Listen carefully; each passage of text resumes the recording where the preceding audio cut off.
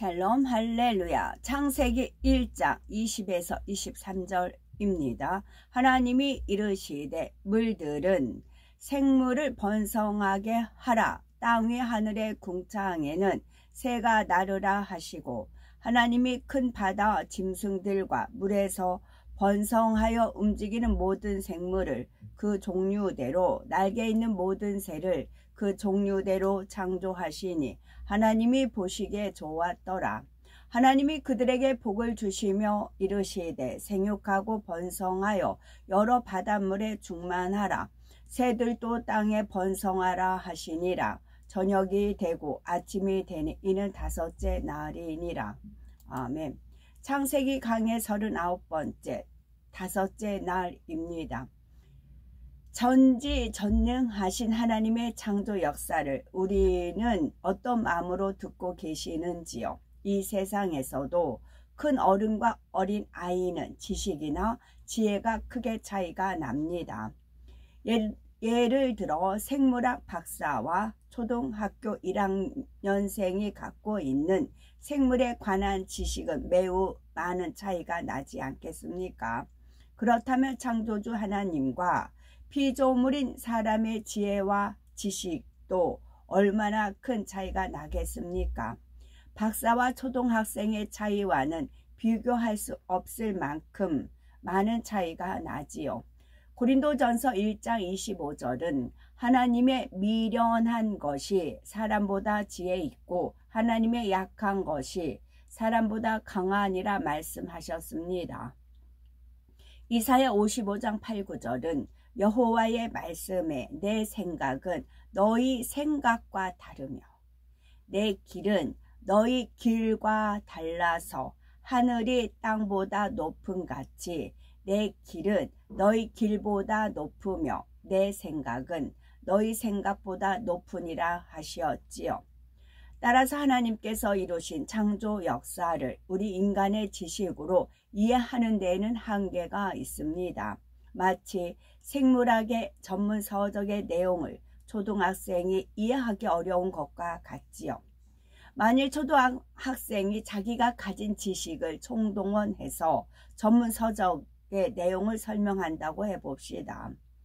책 속에 나오는 그림들만을 보고 자기 생각대로 설명을 한다면 그 생각이 맞을 리가 없지요.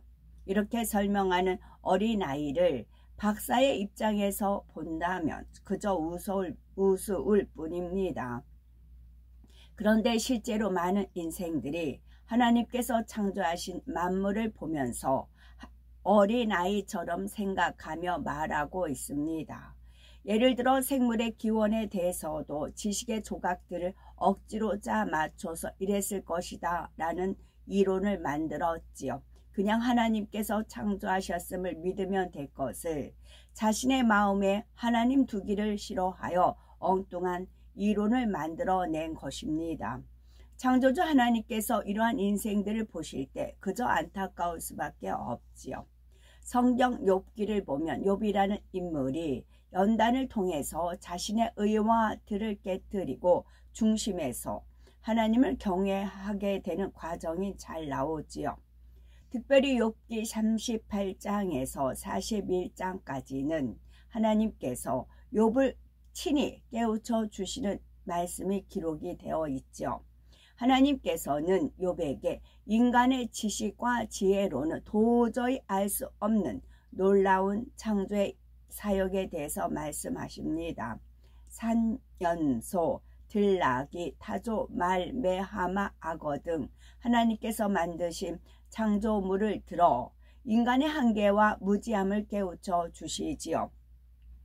욥은 이러한 하나님의 말씀을 들으면서 마침내 하나님 앞에 무릎을 꿇게 됩니다. 전지전능하신 하나님에 비하면 심히도 미미한 지식을 가지고 있으면서 하나님과 변론하려 했던 자신이 얼마나 어리석었는지를 철저히 깨달았지요. 욥기 42장 1절에서 3절에 보면 욥이 여호와께 대답하여 가로되 주께서는 무소불능하시오며 무슨 경영이든지 못 이루실 것이 없는 줄 아오니 무지한 말로 이치를 가려운 자가 누구니까?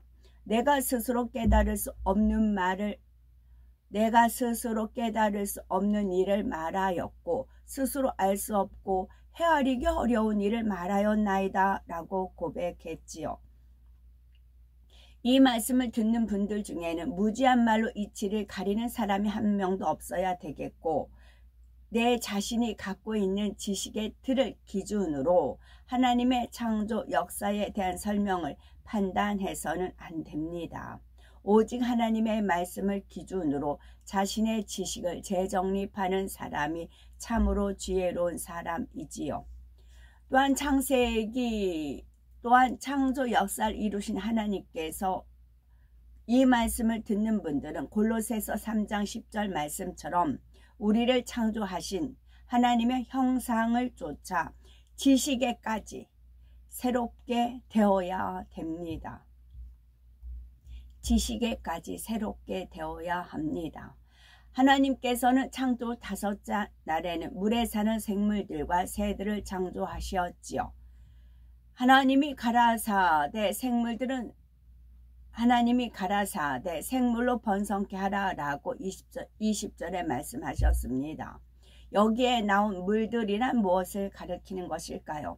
창조 4째 날에 태양이 창조되자 지구에는 징조가 나타나기 시작하였습니다. 이 징조는 크게 2가지로 여러 가지 기상현상과 지질활동이지요. 그 결과 육지에도 물이 존재하게 됩니다.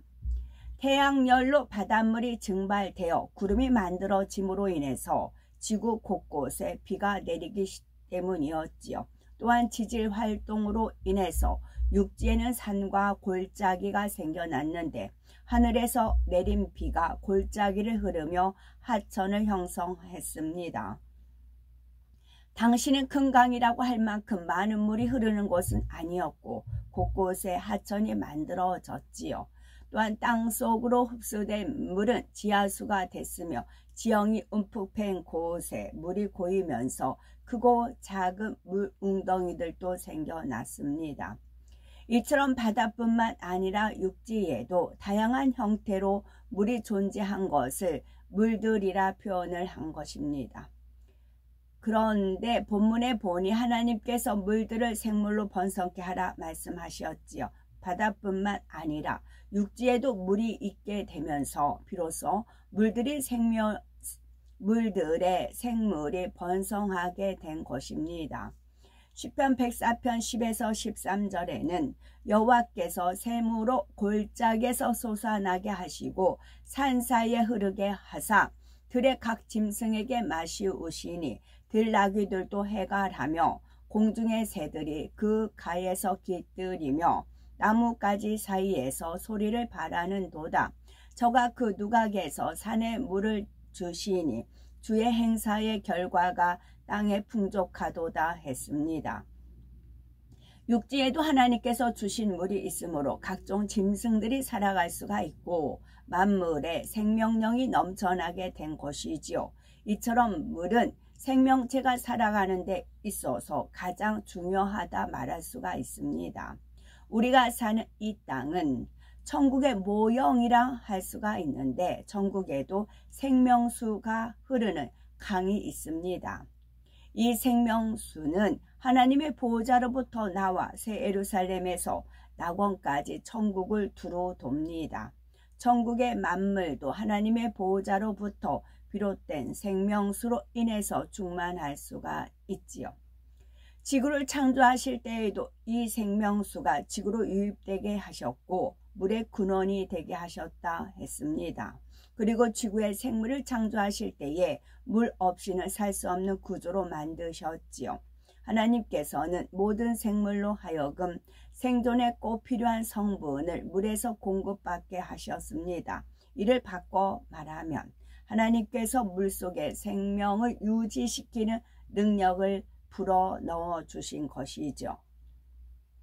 이는 영적으로도 마찬가지입니다. 모든 생물이 물 없이는 살 수 없듯이 육과 혼뿐만 아니라 영이 있는 사람은 반드시 영적인 물을 공급받아야 합니다. 영적인 물이에요. 영적인 물이란 우리에게 영생을 얻게 하는 하나님의 말씀이지요.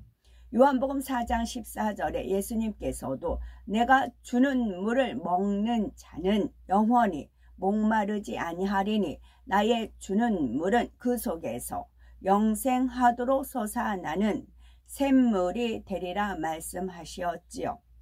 여기서 영생하도록 솟아나는 샘물을 일반적으로 영생수라고 표현을 합니다. 우리 예수님은 하나님의 말씀이 육신을 입고 이 땅에 내려오신 분이시지요. 그러므로 예수님께서 이르시는 말씀은 모두 생명의 말씀입니다. 우리 사람은 이 생명의 말씀, 그 영생수를 마시지 않으면 결코 영원히 살 수가 없습니다. 잠깐뿐 이 땅의 삶을 마치고 영원한 사망이 지옥으로 떨어지지요. 디모데후서 3장 15절에 성경 곧 하나님의 말씀은 능히 너로 하여금 그리스도 예수 안에 있는 믿음으로 말미암아 구원에 이르는 지혜가 있게 하느니라 하셨습니다. 사람은 영을 가진 존재이기에 영적인 물인 하나님의 말씀을 공급받아야만 영생을 얻을 수가 있습니다. 또한 세상에서 아무리 많은 것을 가져도 하나님의 말씀이 없는 사람은 여전히 그 마음이 공허함을 느끼지요. 세상에서 가장 높은 지위에 오른다 해도 그 마음에 하나님의 말씀이 없는 사람은 여전히 마음이 허전합니다. 이 세상에서 많은 지식을 쌓았다 해도 그 마음에 하나님의 말씀이 없는 사람은 여전히 마음에 풀리지 않는 답답함이 있지요. 사람이 갖고 있는 모든 문제의 원인은 영적인 물인 하나님의 말씀이 없는 데 있습니다. 사람은 영을 가진 존재로서 영적인 물을 공급받아야만 살 수 있도록 애초에 그렇게 창조됐기 때문이지요. 그러므로 우리는 모든 문제의 답을 하나님의 말씀 속에서 찾아야 되겠고 사슴이 시냇물을 잘게 갈급함 같이 사모함으로 하나님의 말씀을 찾고 마음의 양식 삼아야 됩니다. 하나님께서 땅 위 하늘의 궁창에는 새가 나르라 20절에 말씀하셨죠. 땅 위 하늘의 궁창은 우리 눈에 보이는 육의 하늘 곧 대기권을 의미합니다. 넷째 날까지의 창조 역사로 인해 대기권도 안정이 되었지요. 하나님께서는 생명체가 호흡하기에 알맞은 대기 환경을 만드신 후에 모든 새를 종류대로 창조하셨습니다. 지금 그래도 겨울이잖아. 이 겨울에 잠자리가 날아다닌다 하면은 잠자리가 자연적인 잠자리일까요? 당연히 아니죠. 날아다닐까요? 겨울에도 꽃이 피니까. 근데 육적인 거로 해서는 아니죠. 이제 토요일날 잠자리 4마리, 이쪽 둘, 이쪽 둘, 4마리가 이렇게 제 눈앞에서 이렇게 쫙 날아갔어요. 이제 주님께서 이끄시죠. 이렇게 봐라 해서 어머 보니까 잠자리 하나 둘 셋 4마리가 날아가더라고요. 하나님은 이게 영의 공간을 여시면 돼요.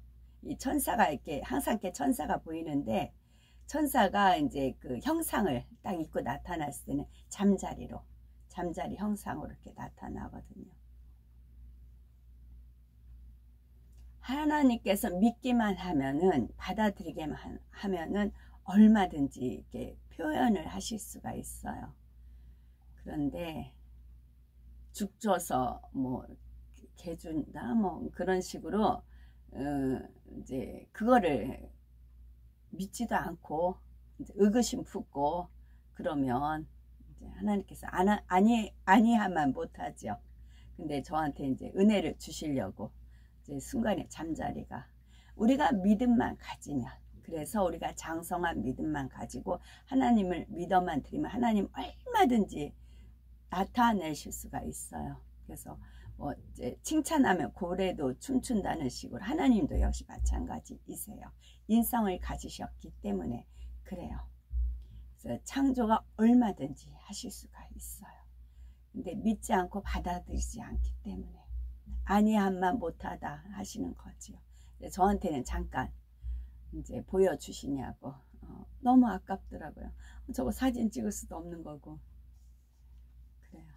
하나님은 살아계십니다. 아멘. 22절 물고기들에게 생육하고 번성하여 여러 바닷물에 충만하라 하시었지요. 물고기가 창조될 때 참 제가 저번에 그러니까 말에 실수가 또 있더라고요. 본부는 새 예루살렘은 아니고, 새 예루살렘은 천국에 있는 새 예루살렘이고, 예루살렘 이스라엘 땅 예루살렘 거기가 본부라고요. 주님께서 강림 말고 재림하시면 이스라엘 땅에 착지를 하시잖아요. 그곳에 이제 예루살렘이 있고, 그 다음에 지부가 우리나라 지부 장소는 이제 국회의사당이다 라는 거예요. 그러니까 헷갈리겠더라고요. 이거 잘 모르면. 새 예루살렘은 천국이고, 예루살렘에 이제 주님께서 천년을 통치하시잖아요. 천년을 통치하시니까 천년 동안 통치하실 본부가 예루살렘이고, 우리나라는 지부예요. 지부가 또 각 6대양, 5대양, 6대륙이잖아요. 6대륙에 이렇게 이제 펼쳐 있는 거지요. 22절에 보면 물고기들에게, 그럴 때는 12제자. 그래서 인도에 누가 이제 순교하고 막 그런 게 있잖아요. 있어요. 12제자. 가룟 빼고 마띠아가 들어가는 12제자. 특히 우리나라. 22절에 보면 물고기들에게 생육하고 번성하여 여러 바닷물에 충만하라 하셨습니다. 물고기가 창조될 때 이미 바다는 하나가 아니요 여러 개가 되었음을 알 수가 있지요. 하나님께서 창조 셋째 날 바다와 육지를 나누실 때에는 바다도 하나요 육지도 하나였습니다. 바다는 북극을 중심으로 형성되었고, 육지는 남극을 중심으로 하나로 연결되어 있지요. 넷째 날 해달 별들이 창조된 후 지구가 스스로 운행하면서 징조가 나타나기 시작했다 했습니다. 하나였던 지구의 육지는 해와 달 사이의 복합적인 힘의 작용으로 인해 여러 개로 쪼개지고 나누어지기 시작하였지요. 그런데 창조 5째 날에 이미 바다가 여러 개가 된 것입니다. 바다가 여럿이 되려면 육지가 먼저 여러 개로 나누어야 하지요. 전에 제가 이제 그때 이렇게 떠올려 주신 거 말씀을 이제 드립니다. 제가 두 번, 한 번, 두 번, 세 번 경험한 건데, 냉동고가 있었어요. 냉동고에 코드가 이게 불량이 돼가지고 냉동고에서 전부 다 이제 썩어가지고 음식물을 버리는 그런 일이 3번이나 있었어요. 제가 3번이나 제가 털털도 하고 그러면서 냉동고에 썩은 물건 이렇게 버리는 것이 마지막 때 전기 코드가 연결이 안 됐을 때는, 냉동되었을 때는 몰라요. 근데 시간이 흐르면서 이렇게 이제 다 이제 녹아서 이렇게 버리는 거잖아요. 특히 육류 같은 경우는 금세 이제 썩은 게 표가 나서 얼른 미련도 없이 버립니다. 근데 이제 아리송송하는 것이 곡식이라고 했어요. 곡식류 뭐 보리, 콩 막 그런 것도 냉동실에 오래 저장을 했었거든요. 저가 이제 미숫가루 좀 만드냐고. 그런 것들은 이게 특히 멸치 종류 또 그런 거는 이걸 버리자니 그렇고 안 버리자니 그렇고 망설인 적이 있었어요.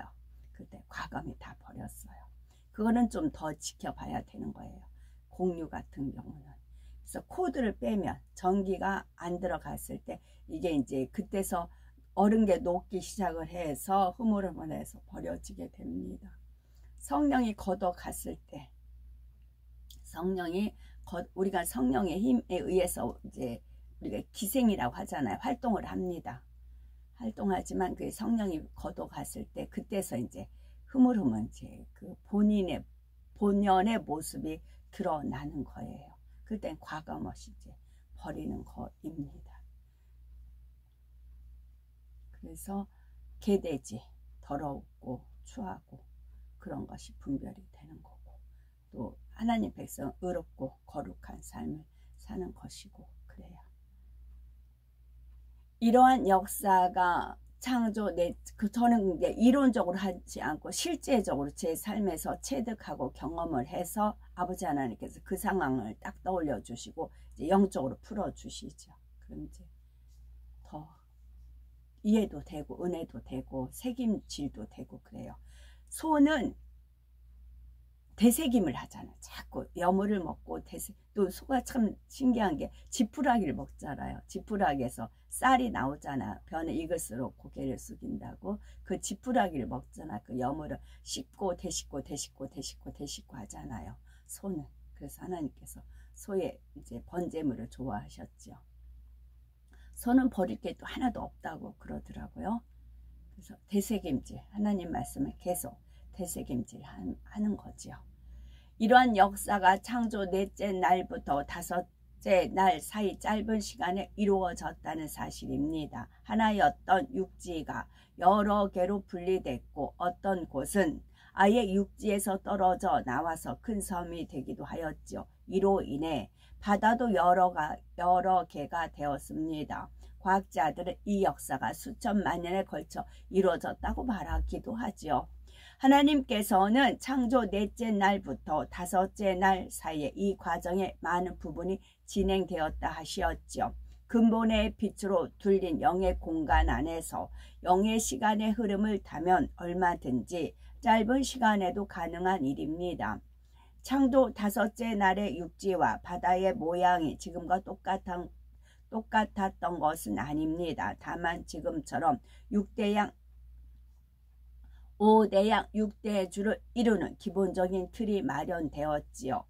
하나님께서는 6일 창조 역사 동안에 인생들에게 가장 좋은 환경이 조성되도록 기본적인 틀을 정하셨습니다. 이 기본적인 틀은 오랜 세월 동안 조금씩 눈에 띄지 않게 변형되어서 지금의 모습이 되었지요.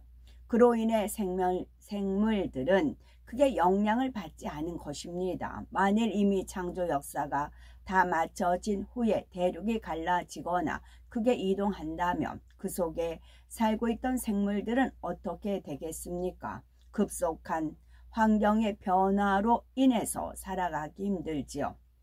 예를 들어서 펭귄은 주로 추운 극지방에 삽니다. 또한 원숭이는 대부분이 적도에 가까운 열대 지역에 살지요.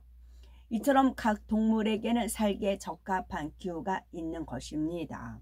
바다에 사는 물고기도 마찬가지지요. 바닷물의 온도에 따라 많이 잡히는 어종이 다른 것만 봐도 알 수가 있는 거죠. 모든 동물과 식물은 그들이 살기에 적합한 환경이 있습니다. 이처럼 생물이 살기에 적합한 환경을 제공하는 육지와 바다의 기본적인 틀은 이미 다섯째 날의 창조 역사 전에 맞춰졌지요. 21절에 하나님이 큰 물고기와 물에서 번성하여 움직이는 모든 생물을 그 종류대로 날개 있는 모든 새를 그 종류대로 창조하시니 하나님의 보시기에 좋았더라 했습니다. 하나님께서는 생명체가 살기에 적합한 환경을 먼저 만드신 다음 그 각 환경에 알맞은 동물을 그 종류대로 창조하셨지요. 이는 바꿔 말하면 하나님께서 모든 동물에게 각각의 처한 환경에 살아갈 수 있는 능력을 주셨다는 의미도 됩니다. 하나님께서 창조하신 동물들은 처음에는 악이 없었습니다. 하나님의 능력 가운데 말씀으로 창조됐기 때문이지요. 그래서 지금처럼 강한 것이 약한 것을 잡아먹는 일이 없었지요. 싸우거나 물어뜯거나 죽이는 일도 없었습니다. 하나님께서 세우신 질서를 따라 서로 해를 주지 않고 화평했지요. 이는 여섯째 날에 창조되는 지상의 동물들도 마찬가지입니다. 땅을 기어다니는 동물이나 하늘을 나는 새나 물속의 물고기들 중에도 다른 동물을 잡아먹는 일이 없었지요. 육식동물이 없었다는 말입니다. 그 당시는 모든 동물이 풀과 물만 먹어도 생존에 필요한 양분을 공급받을 수 있었지요. 이 땅이 점점 악으로 물들면서 동물들 중에서도 일부가 악에게 변질되었습니다. 그런 종류들은 대부분의 식성도 육식으로 바뀌었지요. 인간 경작이 끝나고 천년 왕국이 시작되면 변질됐던 이 땅의 모든 환경은 처음 창조 당시로 회복이 됩니다. 그래서 동물들도 다시 악이 없는 온순한 상태로 바뀌는 것입니다. 이에 대한 기록이 이사야 11장 6절에서 9절에 나오지요. 그때에 이리가 어린 양과 함께 거하며 표범이 어린 염소와 함께 누우며 송아지와 어린 사자와 살찐 짐승이 함께 있어 어린아이에게 끌리며 암소와 곰이 함께 먹으며 그것들의 새끼가 함께 엎드리며 사자가 소처럼 풀을 먹을 것이며 젖먹는 아이가 독사의 구멍에서 장난하며 젖된 어린아이가 독사의 굴에 손을 넣을 것이니라. 나의 거룩한 산 모든 곳에서 해됨도 없고 상함도 없을 것이니 이는 물이 바다를 덮은 같이 여호와를 아는 지식이 세상에 충만할 것임이니라 라고 말씀하셨습니다. 이 말씀은 천년 왕국에 대한 것이지요. 하나님께서 처음 동물을 창조하셨을 때도 이와 같은 모습이었습니다. 하나님께서 처음 지구를 만드셨을 때는 이처럼 악이 없었기에 참으로 평화롭고 아름다운 세상이었습니다. 하나님께서 창조하신 동물들 중 상당수가 공통적으로 갖고 있는 독특한 본능이 한 가지 있습니다. 그것은 귀소 본능이지요. 귀소 본능이란 동물이 자신의 서식 장소나 산란, 육아를 하던 곳에서 멀리 떨어져 있는 경우 다시 그곳으로 되돌아오는 성질을 말합니다. 예를 들어서 예전에 시골에 있는 집에서 보면 봄이면 제비들이 찾아와서 집을 짓고 알을 낳아 새끼를 자라며 떠나가지요. 그런데 다음 해에 보면 지난해 그 집에서 태어났던 제비가 다시 돌아오는 것입니다. 제비는 우리나라에서 여름을 보내는 철새로 가을이 되면 따뜻한 남쪽으로 떠나지요. 반대로 기러기와 같은 겨울 철새는 우리나라에서 겨울을 보내다가 봄이 되면 북쪽으로 떠납니다. 한편 철새를 가지고 이런 시험을 해보았다고 합니다. 철새의 알을 인위적으로 어미새에게서 수백 킬로미터 떨어진 곳으로 옮겨 놓았지요. 그런데 이 알에서 부화된 철새도 때가 되자 동일하게 같은 방향으로 날아갔다는 것입니다.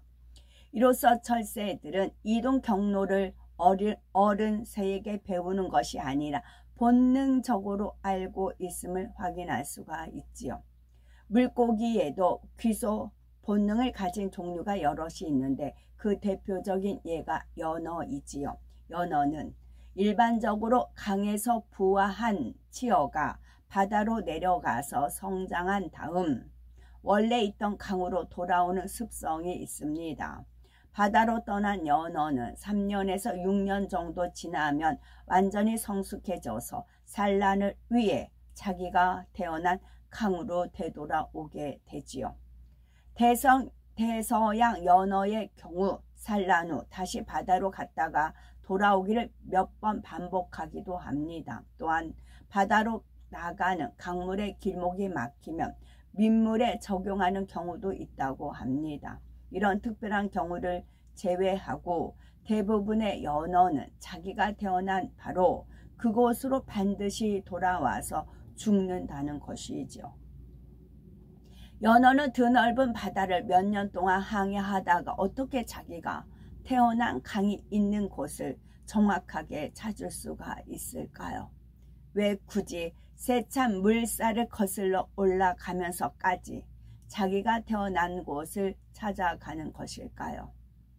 강물의 냄새를 인위적으로 바꾸거나 연어의 후각 신경을 마비시킨 경우에는 회귀율이 현저히 떨어진다는 연구 결과도 있다고 합니다.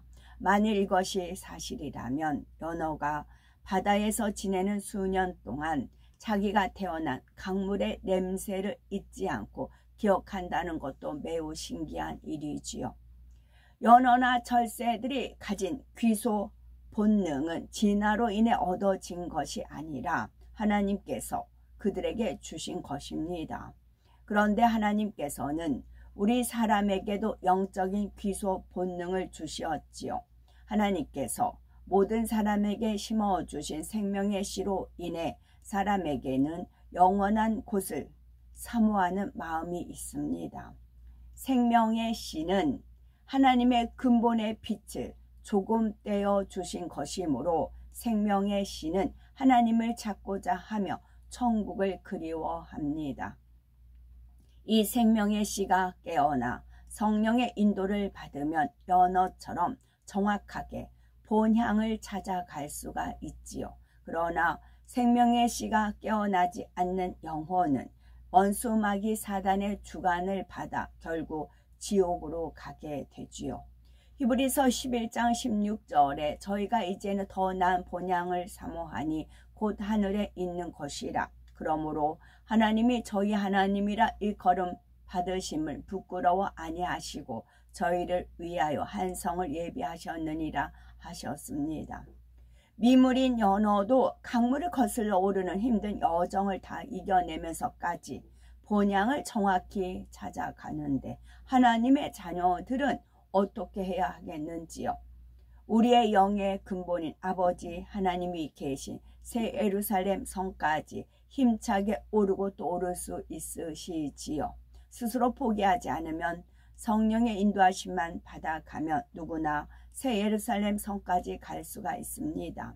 강물을 힘차게 거슬러 올라가는 연어처럼 우리는 영의 흐름을 타고 아버지 하나님 계신 곳까지 기쁘고 행복하게 갈 수 있어야 되겠습니다.